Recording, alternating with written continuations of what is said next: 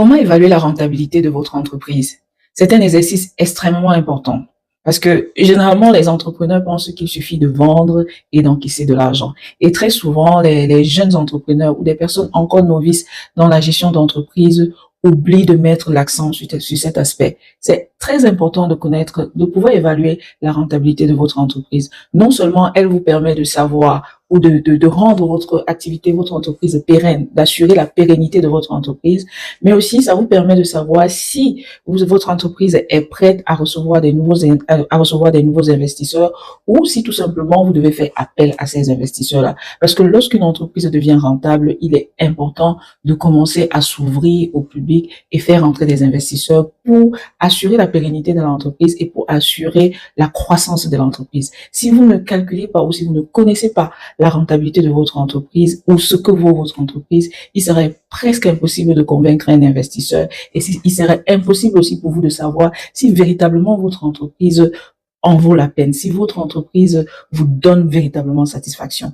Avant d'entrer dans plus de détails, j'aimerais me présenter. Moi, c'est JLM, aka Malia Indigo, experte comptable agréée au Canada en Ontario. Je suis conseillère d'affaires, j'accompagne les dirigeants d'entreprises dans la gestion quotidienne de leurs entreprises.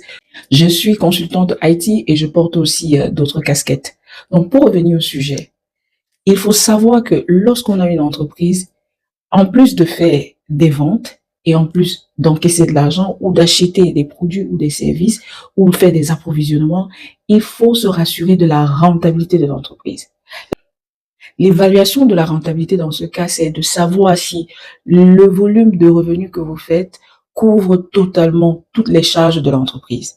Et il y a plusieurs méthodes pour calculer la rentabilité d'une entreprise, mais de façon générale, de façon standard, il faut savoir que rentabilité égale au total des revenus moins le total des charges. Et lorsqu'on parle des charges, il arrive que des entrepreneurs ne prennent pas en compte toutes les charges qui rentrent dans les opérations de leur activité. Ça veut dire ils ignorent certaines charges et ils ne les prennent pas en compte et ils restent dans la perception ou dans l'imaginaire que leur entreprise est prospère et qu'ils se font de l'argent. Tout simplement parce qu'ils voient de l'argent rentrer en caisse, mais ils ne savent pas exactement si cet argent couvre toutes les charges. Et c'est pourquoi c'est important d'avoir une petite comptabilité en place. Parce que lorsque vous avez une petite comptabilité en place, ça vous permet de traquer au jour le jour toutes les charges liées à votre activité. Il y a des outils disponibles sur le marché qui vous permettent de faire votre comptabilité même sans être comptable. Bien entendu, si vous êtes dans une entreprise d'une certaine taille, il est important qu'un comptable intervienne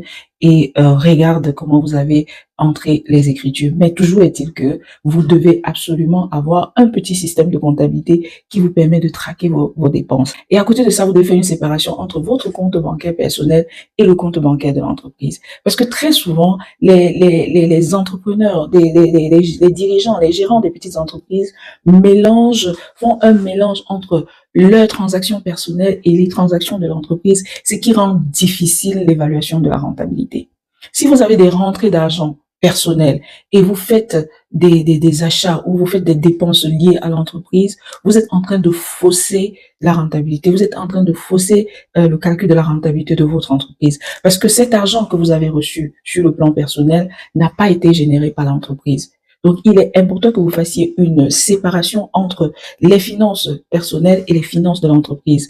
Et si vous décidez de contribuer à l'entreprise, là, ça devient un apport. Donc, en tant que gérant de l'entreprise, vous pouvez décider de faire un prêt à votre entreprise. Dans ce cas, ça va entrer dans les obligations au niveau du bilan, ou vous pouvez décider d'émettre des actions dont vous augmentez le capital de votre entreprise.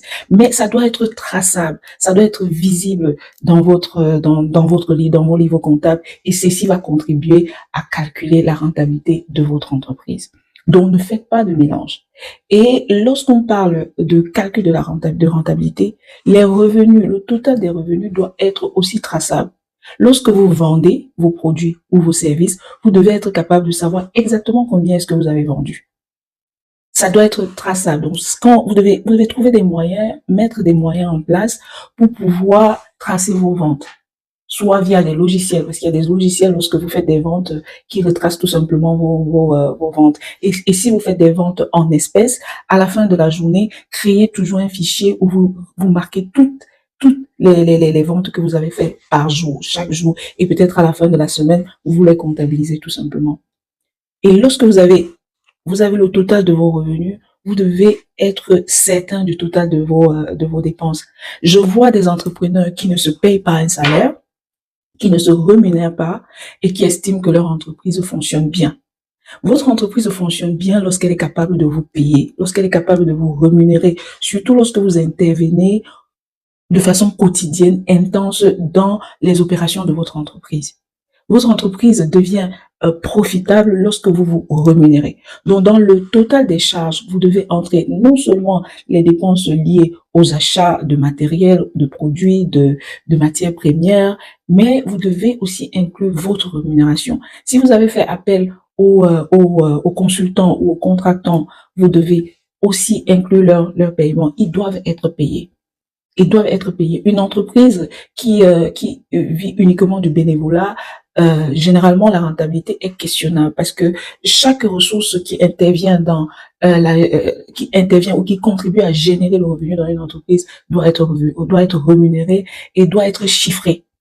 Ce que vous devez garder à l'esprit, c'est que la rentabilité, c'est tout simplement le total de vos revenus moins le total de vos charges.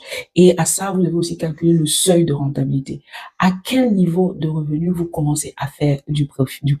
Vous avez besoin de vendre quelle quantité de produits ou quel nombre de services pour commencer à vous faire du profit?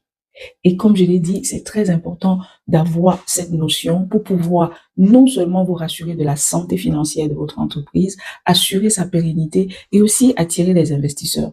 Donc voilà, c'est ce que je voulais partager aujourd'hui avec vous. Si vous avez besoin d'accompagnement dans la gestion de votre entreprise, n'hésitez pas à m'écrire, n'hésitez pas à me contacter. Mon email, c'est info@jlmcpa.ca ou vous pouvez m'écrire tout simplement sur ce réseau. Je me ferai le plaisir de vous répondre. Et si vous avez des questions concernant cette vidéo, mettez-les en commentaire. On va échanger ensemble. Ok, merci.